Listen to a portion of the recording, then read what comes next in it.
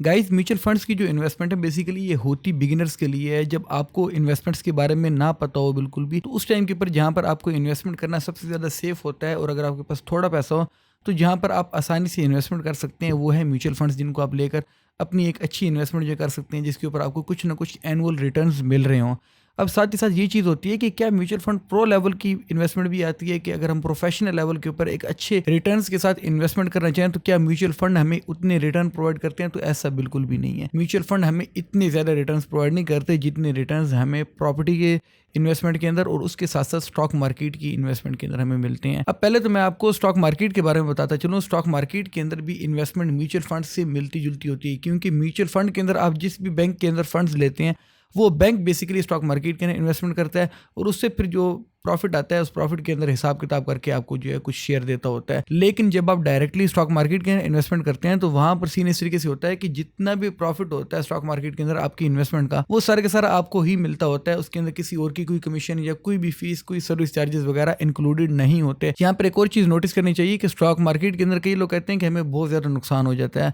Stock market के अंदर याद रखिएगा, उस बंदे को ज्यादा नुकसान होता है जो कि लालच ज्यादा करता है। लालच इस तरीके से करता है कि देखें, अब आप स्टॉक मार्केट के अंदर इन्वेस्टमेंट करना चाह रहे हैं, डायरेक्टली अगर आप शेयर लेते हैं तो शेयर कभी भी इतने ज़्यादा डाउन नहीं आते कि आपका सारा का सारा पैसा तबाह हो जाए। हमेशा पैसा उन लोगों का जाता है जो कि लेवरेज के ऊपर खेलते हैं, मतलब कि उनके पास 1000 रुपये तो वो 1 लाख रुपए के शेयर बुक कर लेंगे और 1000 रुपये के अंदर प्रॉफिट और लॉस जो है उसके ऊपर खेलेंगे। ये जो काम होता है इसको हम सट्टा भी कहते होते हैं। इस काम के अंदर वाकई में बहुत बड़े बड़े नुकसान होते हैं लोगों के। लेकिन अगर आप लेवरेज के ऊपर नहीं, आप बाकायदा शेयर खरीदते हैं और शेयर के अंदर फिर आप डिविडेंड देखते हैं कि कौन से शेयर हैं जो कि डिविडेंड पे करते हैं। फिर उसके अंदर ये सीन होता है कि भी जो डिविडेंड पे करने वाले शेयर होते हैं, मतलब कि कुछ शेयर ऐसे होते हैं कि जो कि आपको 3 महीनों बाद, 6 महीनों बाद कुछ ना कुछ अपने प्रॉफिट पे करते होते हैं शेयर्स के हिसाब से। जितने आपके पास शेयर्स होंगे उस हिसाब से ऊपर आपको प्रॉफिट पे करते होते हैं। अब उसके साथ साथ कुछ शेयर होते हैं जो कि नॉन डिविडेंड पेयर्स होते हैं, मतलब कि वो किसी भी किस्म का डिविडेंड आपको पे नहीं करते। तो वो शेयर्स जो कि नॉन डिविडेंड पेयर्स होते हैं उनके अंदर आपको कोई भी इस किस्म का मतलब कि प्रॉफिट नहीं मिलता होता।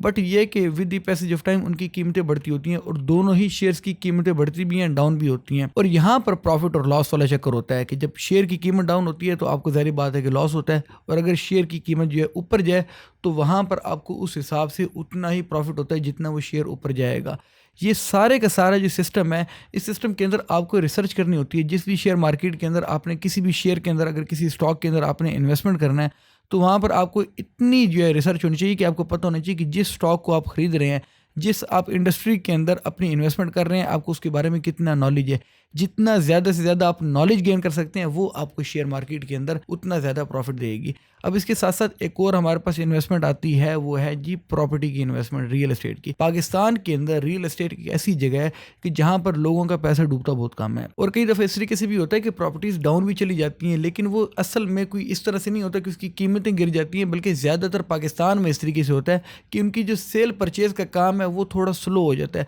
जिसकी वजह से लोग कहते हैं कि यार चलो, ये अगर हमारा 2 करोड़ रुपए का प्लॉट है तो ये हमारा 1 करोड़ 90 लाख रुपए का बिक जाए। किसी का 20 लाख रुपए का प्लॉट है, वो कहता है कि यार चलो हमारा ये 18 लाख रुपए का निकल जाए। इस तरीके से आके थोड़े बहुत जो है वो फ्लक्चुएशन होती है। बट ये जो टाइम होता है कि जब आपकी सेल और परचेज जो है वो डाउन हुई होती है, ये जो टाइम होता है ये एक्चुअल में टाइम होता है प्रॉपर्टी के अंदर इन्वेस्टमेंट करने का। और जो लोग ऐसे टाइम के अंदर इन्वेस्टमेंट करते हैं कि जब प्रॉपर्टी की सेल परचेज जो है काफ़ी ज़्यादा स्लो चल रही हो, उनको 50% 60% का भी जो है वो एक जंप देखने को मिल सकता है। ये बहुत बड़ा जंप है, ये कोई थोड़ा बहुत रिटर्न नहीं है, ये एक अच्छा भला हमें रिटर्न देखने को मिलता है। और ये जो रिटर्न है, ये रिटर्न हमें कभी भी स्टॉक मार्केट के अंदर भी बहुत कम देखने को मिलता है। वैसे देखने को मिल सकता है लेकिन कम चांसेस होते हैं as compare to real estate. ऐसे रिटर्न जो है वो हमें ज़्यादातर रियल एस्टेट के अंदर ही देखने को मिलते हैं। ये एक ऐसी इंडस्ट्री है जिसके अंदर जो आदमी आता है और वो अगर अपना मुकम्मल तौर के ऊपर रिसर्च वर्क करता है कि भी हमने कौन सी जगह के ऊपर इन्वेस्टमेंट करनी है, अगर हमने किसी टाउन के अंदर इन्वेस्टमेंट करनी है तो कौन से प्लॉट के अंदर इन्वेस्टमेंट करनी है, कौन सा प्लॉट हमें कितना रिटर्न प्रोवाइड करेगा, कमर्शियल एरिया के अंदर किस तरीके से हमने इन्वेस्टमेंट करनी है कि वो हमें हाई रिटर्न्स प्रोवाइड करे,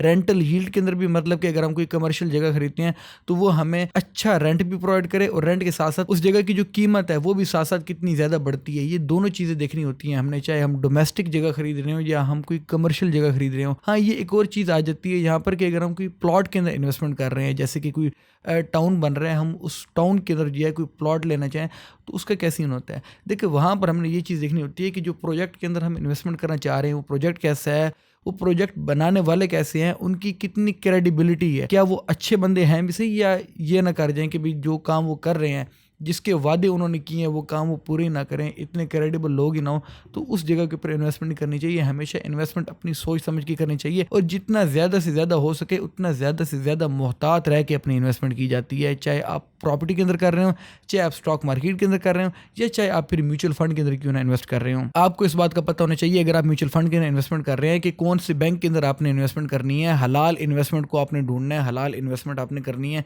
कौन कौन सी म्यूचुअल फंड आपको हलाल प्रोवाइड कर रहे हैं और कौन कौन सी म्यूचुअल फंड के अंदर हलाल इन्वेस्टमेंट्स में भी कहां पर आपको ज्यादा रिटर्न जो है देखने को मिल सकता है। उसके साथ साथ अगर आप स्टॉक मार्केट के अंदर इन्वेस्टमेंट कर रहे हैं तो आपने ये देखना है कि भी हमने लेवरेज वाली साइड पर नहीं जाना, हमने बड़ी लालच नहीं करनी, हमने एक अच्छे तरीके से अपनी इन्वेस्टमेंट्स को लेकर चलना है और लॉन्ग टर्म की सोच के हिसाब से हमने अपने आप को लेकर चलना है। तो वहाँ पर आपको स्टॉक मार्केट के अंदर भी नुकसान बहुत ज़्यादा कम चांसेस होंगे। अगर आप अपनी रिसर्च करके इन्वेस्टमेंट करते हैं तो आपको बहुत कम चांसेस होंगे कि आपको नुकसान होगा, बल्कि आपको वहाँ से काफ़ी ज़्यादा अच्छे रिटर्न्स मिलेंगे और साथ ही साथ आपकी जो ओवरऑल कैपिटल जो बूस्ट होगा, सारी बात है कि जब स्टॉक्स के रेट चढ़ेंगे वो एक अलग आपको प्लस पॉइंट है। इसी तरह से जब आपने प्रॉपर्टी के अंदर इन्वेस्टमेंट करनी है तो वहाँ पर भी आपने ये सारी की सारी चीज़ें देखनी है कि हम कौन सी जगह पर इन्वेस्टमेंट कर रहे हैं, हम जिस बंदे के थ्रू इन्वेस्टमेंट कर रहे हैं क्या वो क्रेडिबल है भी सही या नहीं है। एक क्रेडिबल एजेंट आपके पास होना चाहिए जो कि आपको ओवरऑल बिल्कुल क्लियरली खुलकर बातें बता सके कि भी कहाँ पर हम इन्वेस्टमेंट करेंगे तो हमें रिटर्न्स मिलेंगे, इन्वेस्टर रेट के ऊपर कहाँ पर हमें जगह मिलेगी, इन्वेस्टर रेट के ऊपर जब हम जगह लेंगे तो वहाँ पर कितना रिटर्न जो है वो हमें देखने को मिल सकता है। ये सारी की सारी चीज़ें जो है आपको ध्यान में रखनी चाहिए। Well that's all for it दो। अल्लाह हाफिज़, टेक केयर ऑफ योरसेल्फ।